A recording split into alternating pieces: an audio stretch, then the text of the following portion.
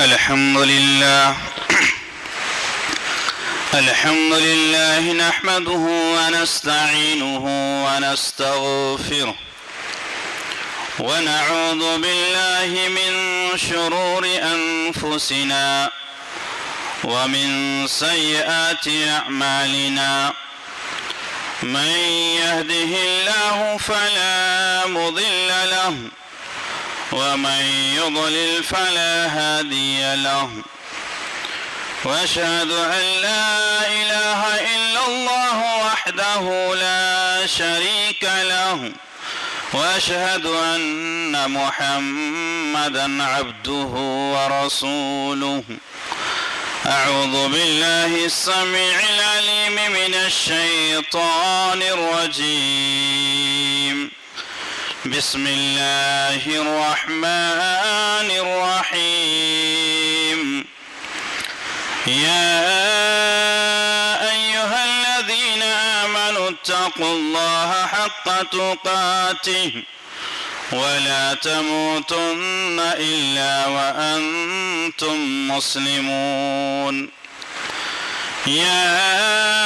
أيها الناس اتقوا ربكم الذي خلقكم من نفس واحدة وخلق منها زوجها وبث منهما رجالا كثيرا ونساء واتقوا الله الذي تساءلون به والأرحام إن الله كان عليكم رقيبا. يا أيها الذين آمنوا اتقوا الله وقولوا قولا سديدا يصلح لكم أعمالكم ويغفر لكم ذنوبكم ومن يطع الله ورسوله فقد فاز فوزا عظيما. أما بعد فإن خير الحديث كتاب الله وخير الهدي هدي محمد صلى الله عليه وسلم وشر الأمور محدثاتها وكل محدثة بدعة وكل بدعة ضلالة وكل ضلالة في النار. أعوذ بالله السميع العليم من الشيطان الرجيم. بسم الله الرحمن الرحيم. أولم نعمركم ما يتذكر فيه من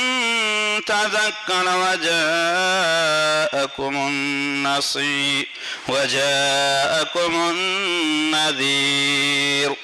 عن أبي هريرة رضي الله تعالى عنه قال رسول الله صلى الله عليه وسلم: أعذر الله إلى امرئ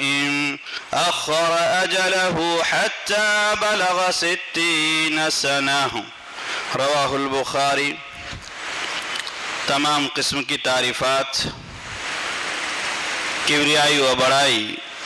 وحدہ لا شریک خالق کائنات مالک ارض و سما کے لیے ہیں. اس کے بعد بے شمار درود و سلام نازل و تمام انبیاء کرام پر، خصوصاً ہمارے آخر نبی حضور اکرم صلی اللہ علیہ وآلہ وسلم پر.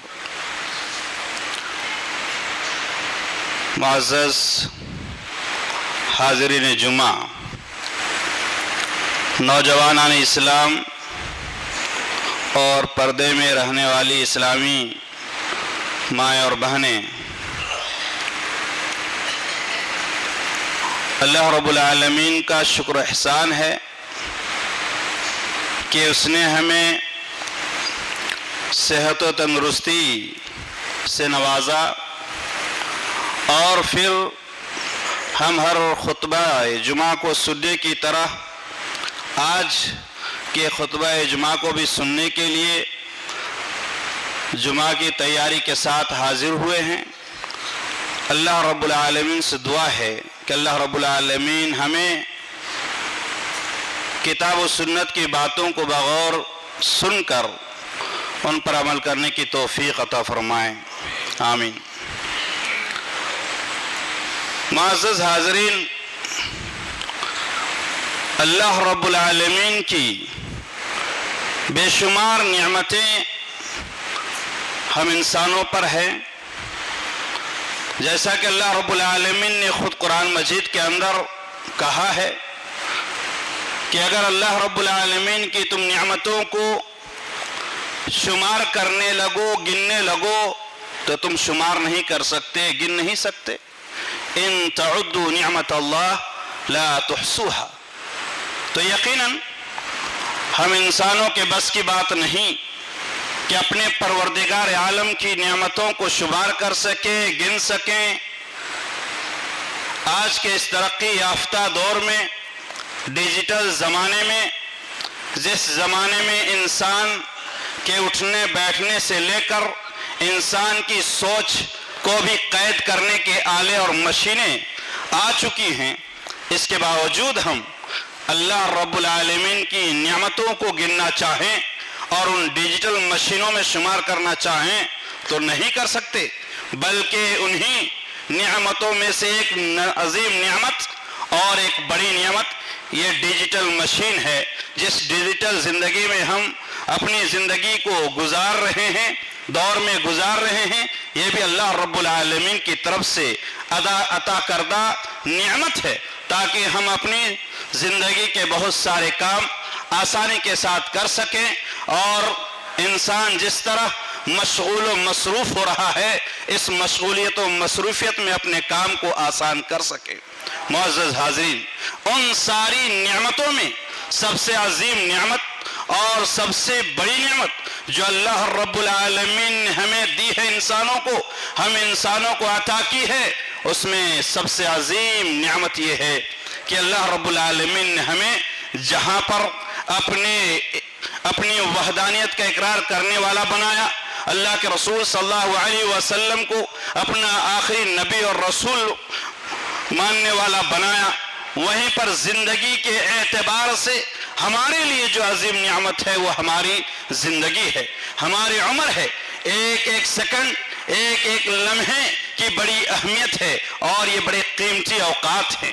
معزز حاضرین، اسی لیے ہمیں ان قیمتی اوقات کی قدر کرنی چاہیے، اور اس نعمت کو ہمیں اپنی زندگی کے لیے عظیم سمجھنا چاہیے، اس لیے کہ یہ عظیم نعمت اگر ہم سے چھن جاتی ہے، ہم سے یہ وقت چھن جاتا ہے، تو ہم اللہ رب العالمین سے درخواست کریں گے کہ اے پروردگار عالم دوبارہ ہمیں زندگی دے دے، رب ارجعون، اے پروردگار عالم تو ہمیں لوٹا دے۔ تو اللہ رب العالمین ہمیں اس دنیا میں کسی طرح کے کام کرنے کے لیے دوبارہ بھیجنے والا نہیں ہے، اور یہ بھی معلوم ہونا چاہیے، اور ہمیں اچھی طرح معلوم ہے کہ جب اللہ رب العالمین کا فیصلہ آ جائے گا، لن یؤخر اللہ نفسا اذا جاء اجلها، یعنی اللہ رب العالمین کا فیصلہ جس دن ہمارے لیے متعین کر دیا گیا ہے، یعنی جس دن ہماری آخری سانس کا وقت ہوگا اور جس گھڑی میں ہوگا، اللہ رب العالمین نے یہ بھی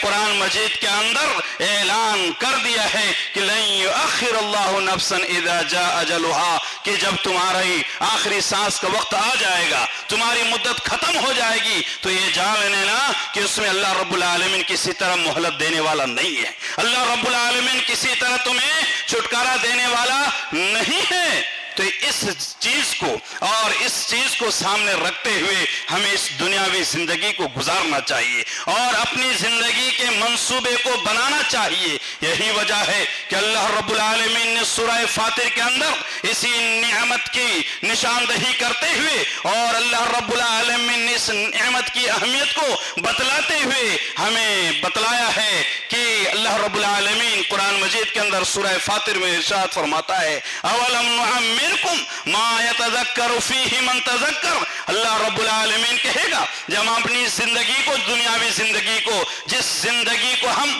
اپنی اصلی زندگی سمجھ رہے ہیں, جس زندگی کو ہم اپنی بنانے کے لیے ہم اپنے آپ کو قربان کر دے رہے ہیں, جس زندگی کو بنانے کے لیے ہم رات و دن ایک کر رہے ہیں, جس زندگی کو بنانے کے لیے اور جس زندگی میں آرام اور آشائش کی زندگی گزارنے کے لیے اور اسی طرح چین کی سانس لینے کے لیے ہم حلال و حرام کی تمیز نہیں کر رہے ہیں, چھوٹے بڑوں کا ادب نہیں کر رہے ہیں, اور اسی طرح ہمیں اسلام کے جو قوانین ہیں ان کا پاس و لحاظ ہم نہیں کر رہے ہیں. اسی زندگی کو ہم نے اپنی اصلی زندگی سمجھ لیا ہے. تو یاد رکھیں اللہ رب العالمین کہہ رہا ہے کہ اے مومنوں, اے مسلمانوں, اے دنیا میں رہنے والوں, یاد رکھنا تم سے یہ سوال کیا جائے گا, تم سے یہ پوچھا جائے گا اولم نعمرکم ما یتذکر فیہ من تذکر. کیا انسانوں, اے مسلمانوں, اے مومنوں, کیا ہم نے تمہیں اتنی عمر نہیں دی تھی, ہم نے تمہیں اتنا وقت نہیں دیا تھا, کیا تمہیں زندگی میں اتنا گزارنے کے لیے تمہارے لیے وقت کافی نہ تھا؟ ما یتذکر فیہ, کہ جس میں تم نصیحت حاصل کرتے, من تذکر, جو نصیحت حاصل کرنا چاہتا وہ نصیحت حاصل کر لیتا, یعنی دین کی باتوں کو سمجھ کر دین پر عمل کر لیا ہوتا. اولم نعمرکم ما یتذکر فیہ من تذکر وجاءکم النذیر, اور کیا تمہارے پاس ڈرانے والے نہیں آئے, یعنی تمہارے پاس ڈرانے والے آئے. اللہ رب العالمین نے قیامت تک رہنے والی اور اس کے بعد تک رہنے والی کتاب قرآن مجید تمہارے پاس بھیجا, اللہ کے رسول صلی اللہ علیہ وسلم کے فرمودات تمہارے سامنے آئے, اس کے لیے علماء کرام تمہیں دیے, اور اس کے لیے علماء کرام تمہیں دیے جنہوں نے تحقیق کر کے تمہارے سامنے اللہ کے رسول صلی اللہ علیہ وسلم کی حدیثوں کو پیش کیا, جنہوں نے تحقیق کر کے اللہ کے رسول صلی اللہ علیہ وسلم کے اٹھنے بیٹھنے اور اسی طرح رہنے سہنے کی زندگی تمہارے سامنے رکھ دی, صحابہ کرام کے اعمال کو تمہارے سامنے رکھ دیے. اللہ رب العالمین کی اطاعت و فرما برداری کرنے والے وہ صحابہ کرام جو اللہ کے رسول صلی اللہ علیہ وسلم کی زندگی کو دیکھ کر کے اپنی زندگی اسی طرح بنانے والے تھے, وہ ساری چیزیں تمہارے پاس رکھ دی گئی تاکہ تم اپنی زندگی کو سنوار سکو, تاکہ تم اپنی زندگی کو بنا سکو, اور اس زندگی کو بنا کر تم آخرت والی زندگی کو اپناؤ اور آخرت والی زندگی کو اختیار کرو. اس لیے ساری زندگی کے حالات تمہارے سامنے رکھے گئے. تو کہنے کا مطلب یہ ہے کہ اللہ رب العالمین نے ہمیں یہ عمر دی ہے, اس عمر کو اس لیے اللہ رب العالمین نے ہمیں نہیں دی ہے, یہ عظیم نعمت اللہ رب العالمین نے ہمیں اس لیے نہیں دی ہے کہ اس عمر کو ہم اسی دنیا میں جو عمر ملی ہوئی ہے اس دنیا کے پیچھے ہی ختم کر دیں, اس دنیا کے پیچھے ہی ضائع اور برباد کر دیں, اس دنیا ہی کو حاصل کرنے, اور اگر یہ دنیا حاصل نہ ہو سکے تو ہم اپنے کفے افسوس ملتے رہیں, یعنی اس پر افسوس کا اظہار کرتے رہیں. نہیں, بلکہ جہاں ہمیں اس دنیا کے تعلق سے افسوس کرنا ہے وہیں پر اس دنیا میں رہتے ہوئے ہمیں ایک اللہ رب العالمین کی عبادت کر کے اور اس کو راضی اور خوش کر کے جنت جیسی عظیم نعمت کو پانا ہے. معزز حاضرین, اللہ رب العالمین نے جو ہمیں یہ عظیم نعمت دی ہے اس کے تعلق سے اللہ کے رسول صلی اللہ علیہ وسلم نے فرمایا ہے کہ اللہ رب العالمین نے انسان کو اتنی زندگی دے کر عذر کو ختم کر لیا ہے. اللہ کے رسول صلی اللہ علیہ وسلم کہتے ہیں اعذر اللہ الی امرئ, کہ اللہ رب العالمین نے انسانوں سے اپنی عذر کو ہٹا لیا ہے, یعنی انسان اب کسی طرح کا بہانہ نہیں کر سکتا ہے. اخر اجلہ, یہاں تک اللہ رب العالمین نے اس کی عمر کو اتنی لمبی کر دیا حتی بلغ 60 سنہ, یہاں تک کہ وہ 60 سال کی عمر کو پا چکا ہے. یہاں پر یہ مطلب نہیں ہے کہ جس کی عمر 60 سال سے کم ہوئی اس سے کسی طرح کا حساب نہ ہوگا, کسی طرح کے اس سے پوچھ گچھ نہ ہوگی, یا بڑھاپے کی عمر میں نہیں گیا تو پھر وہ اسلام کے فرمودات اور قوانین سے باز رہ گیا. اس کا مطلب یہ نہیں, اس حدیث کا مطلب, اس کا مطلب یہ ہے کہ اللہ رب العالمین نے جتنی بھی زندگی دی ہے, چاہے وہ 30 سال کی زندگی ہو, 40 سال کی زندگی ہو, بلوغت کے بعد اپنے جتنی زندگی پائی ہے اس زندگی کے بارے ہم سے سوال کیا جائے گا, اس زندگی کے بارے ہم سے پوچھا جائے گا. اور اللہ کے رسول صلی اللہ علیہ وسلم نے اسی وجہ سے کہا ہے کہ ہمیں اس دنیاوی زندگی کو غنیمت سمجھنا چاہیے جب اللہ رب العالمین نے ہمیں جتنے دنوں تک زندگی دی ہے۔ یہ حدیث بہت ہی معروف اور مشہور ہے، آپ نے بارہا سنا ہوگا کہ اللہ کے رسول صلی اللہ علیہ وسلم فرماتے ہیں کہ اغتنم خمسا قبل خمس، کہ 5 چیزوں کو 5 چیزوں سے پہلے غنیمت سمجھو، شبابک قبل حرمک، کہ اپنی جوانی کو اپنے بوڑھاپے سے پہلے غنیمت سمجھو، صحتک قبل سقمک، کہ اپنی بیماری سے پہلے اپنے صحت مندی کو غنیمت جانو، اور اسی طرح شغلک قبل فراغک، اور فراغک قبل شغلک، کہ اپنی مشغولیت سے پہلے اپنے فرصت کے وقت کو غنیمت سمجھو۔ اسی طرح اللہ کے رسول صلی اللہ علیہ وسلم نے کہا ہے کہ غناک قبل فقرک، اور اپنی محتاجگی سے پہلے اپنی مالداری کو اور اپنی دولت کو غنیمت سمجھو، وحیاتک قبل موتک، اور اپنی زندگی کو اپنی موت سے پہلے غنیمت سمجھو۔ ان ساری چیزوں کی طرف تفصیل تو نہیں جا سکتا، لیکن میں یہاں پر خاص طور پر ان نوجوانوں تک یہ پیغام پہنچانا چاہتا ہوں، اور نوجوانوں کو جن کو اللہ رب العالمین نے صحت و تندرستی سے نوازا ہے، اور جو ابھی اپنے کندھے میں رکھ کر اسلام کے باغ ڈور کو سنبھال سکتے ہیں، اسلام کی نشر و اشاعت کے لیے اور کلمہ لا الہ الا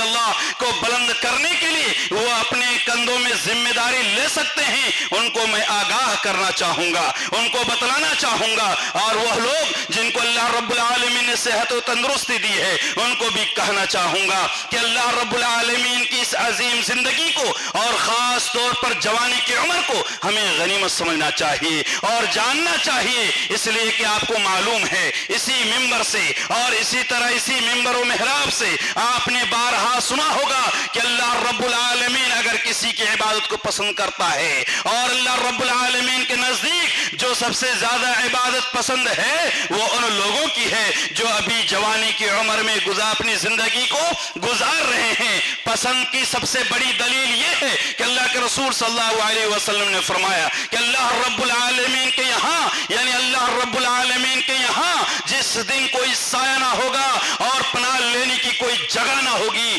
روز قیامت میں، قیامت کے دن، آخرت کے دن، اس دن اللہ رب العالمین کا سایہ اسے نصیب ہوگا۔ اللہ رب العالمین کے عرش کا سایہ نہیں بلکہ اللہ رب العالمین کا سایہ نصیب ہوگا۔ یہاں علماء کرام اور محدثین اور ہم سب یہ ترجمہ کرتے ہیں کہ اللہ رب العالمین کا سایہ نصیب، اللہ رب العالمین کے عرش کا سایہ نصیب ہوگا، لیکن حدیث کے الفاظ پر غور کیا جائے تو حدیث کے الفاظ بتلاتے ہیں کہ وہاں عرش کا لفظ نہیں ہے۔ سبعۃ یظلھم اللہ لا ظل یوم ظل، کے 7 ایسے لوگ ہوں گے جس دن کوئی سایہ نہ ہوگا، اس دن صرف اللہ رب العالمین کا سایہ ہوگا، کسی عرش کا ذکر نہیں، کسی کرسی کا ذکر نہیں، بلکہ اللہ رب العالمین عرش پر مستوی ہے، اس لیے عرش کا ذکر کیا جاتا ہے۔ لیکن اس سے بڑی عظمت کو پانے کے لیے ہم یہ کہہ سکتے ہیں کہ اللہ رب العالمین نے کہا کہ جس دن کوئی سایہ نہ ہوگا اس دن میرا سایہ ہوگا، اور 7 ایسے لوگ ہوں گے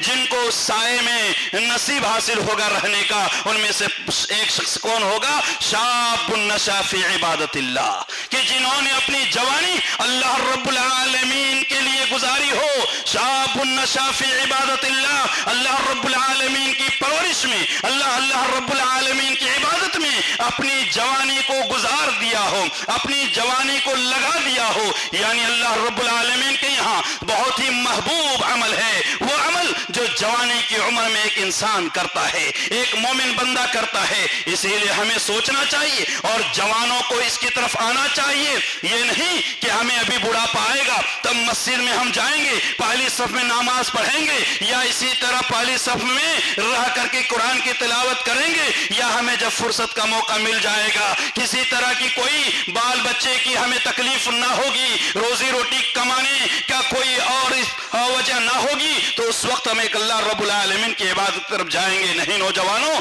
بلکہ اللہ رب العالمین آپ کی روزی روٹی کمانے کو بھی پسند کرتا ہے، اور ساتھ ہی ساتھ آپ کی عبادت کو بھی اللہ رب العالمین جوانی کی عمر میں پسند کرتا ہے۔ اس کی وجہ آپ کو معلوم ہونا چاہیے کہ ایک بوڑھا شخص صحیح سے اللہ رب العالمین کے یہاں قیام کرنے کی طاقت نہیں رکھتا، सही से रुकू करने की ताकत नहीं रखता। एक बूढ़ा शख्स अल्लाह रब्बुल आलमीन के लिए सही से अपनी पेशानी को सजदे के लिए टेकने और देर तक रोकने की ताकत नहीं रखता, लेकिन एक नौजवान जब उसे अल्लाह रब्बुल आलमीन फुर्सत का मौका देता है तो वो चाहे तो देर तक और अल्लाह रब्बुल आलमीन के लिए अपनी पेशानी को टेक सके। वो चाहे तो रात के आखिरी हिस्से में बेदार होकर के अल्लाह रब्बुल आलमीन के यहाँ रो कर गिड़गिड़ा करके अपने गुनाहों की बख्शिश करा सके। देर तक कयाम करके अल्लाह रब्बुल आलमीन को राजी कर सके। इसी वजह से अल्लाह रब्बुल आलमीन ने कहा है कि अल्लाह रब्बुल आलमीन ने कहा है कि जवानी की इबादत मेरे लिए बहुत ही महबूब और पसंदीदा इबादत है, अमल है।